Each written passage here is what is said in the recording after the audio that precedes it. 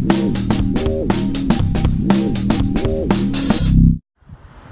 guys, Tyler here from GarageWarrior.com, and I'm super excited to run into Rick Casellas right now, and we're going to talk about the #1 squatting mistake that can hurt your knees. Now, I've had a lot of knee pain over the years, and so this is absolutely important for you guys to understand in order to make sure you build strong knees so you can look good and perform even better. So Rick, why don't you talk a little bit about the #1 mistake? The #1 mistake ends up being that your knee, when you're doing the exercise, and it can be bilateral, so both legs or single leg, is your knee isn't a nice straight piston. It ends up being a bent or twisted piston. And just like in a car, if that piston isn't nice and straight, it's bent, it's going to wreck your engine, and your motor's not going to work well. Right. So that ends up being the #1 thing. And with that piston, that leg being the piston, not being perfectly straight, when it comes to hip, knee, and ankle and foot, it's going to, you're more likely to get injury. You're not going to be able to challenging or progressive movements, and you're really not going to be able to crank up that strength because, if you've got great alignment, you can load things up. Yeah. And if you don't have great alignment, you lose the strength and you increase the risk of injury, and it really sucks being injured. Sure. So like an example that you're talking about when somebody squats and their knees can't Yeah. get like that too far. Yeah. Right. And it's even to any small degree, and it can be like bilateral, or it can end up being unilateral, and a lot of times it ends up being worse on one side compared to the other.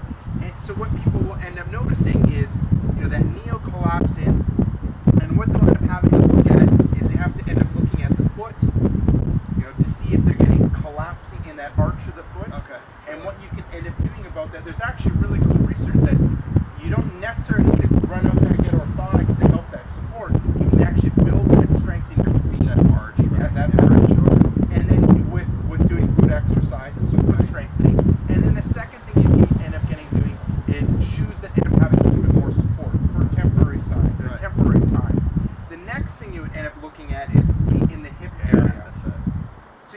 So if that knee collapses in, it's a good chance that it ends up being weakness in that hip. Right.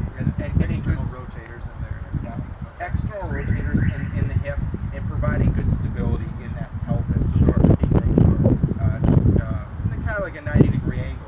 And a big thing when it ends up coming out is you see this with runners, like how fatigue ends up affecting things. Right. So you might be awesome during your warm-up set, your first couple reps. But I mean, how are you? Yeah, how are you after your fifth set of the exercise? Are you totally losing it? And it might not be drastically collapsed in.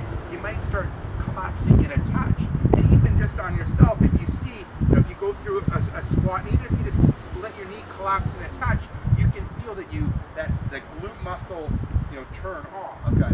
So what's a good exercise for people who know that their hips turning off, their glute muscles turning off? How do you get somebody to inspire their glutes process so they can stabilize the knee? I mean, I would initially start off with like a single leg squat with a toe touch. Right. So they end up eliminating balance. So you're really focusing just on sagittal plane, so forward and back and frontal plane, and then you work your way up to taking that foot off like a single leg Like a squat. full single leg squat. And then increasing that depth. So you would just be partial. You Start work with small and then work your way down into parallel, Right. pistol. Awesome. And another example I would end up giving with people like more of a rehab is I would get them to use like a stability ball up against a wall, so they end up having support or help from the wall, and it eliminates that balancing, and they can kind of work on that depth. Sure. Because with the muscle, I mean, you end up having strength, varying ranges. Like if you bicep curls, you probably find your strongest in that mid-range and weakest at that end. Yeah.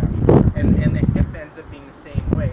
So if all you're working is just partial range, I mean, you're strong in that initial range, but you might not be strong in that deep range. Sure. And when somebody stands up from the one-legged squat that you're going over, you want them to be a little bit more leaning forward, right? Because you're trying to activate that posterior chain. You don't want them to be vertically upright. Well, that's true. And if you look at the research, that's what it ends up showing. Like when it comes to the squat, if you add more of a forward trunk flexion, you get more glute activation, and that ends up being a good thing because if you can decrease the unnecessary stress in the knee and shift it over to a really big muscle like the glute, it'll decrease the risk of knee injury, and it'll decrease the risk of knee pain. Awesome, Rick. Have you guys heard it here? you're asking your knee to do what your hip and your foot should be doing, right? So go ahead and try to fix that knee pain. Thanks so much for watching, you guys. If you like this video, click the like button above. Otherwise, go to garagewarrior.com for more awesome home workouts and free warrior lifestyle tips.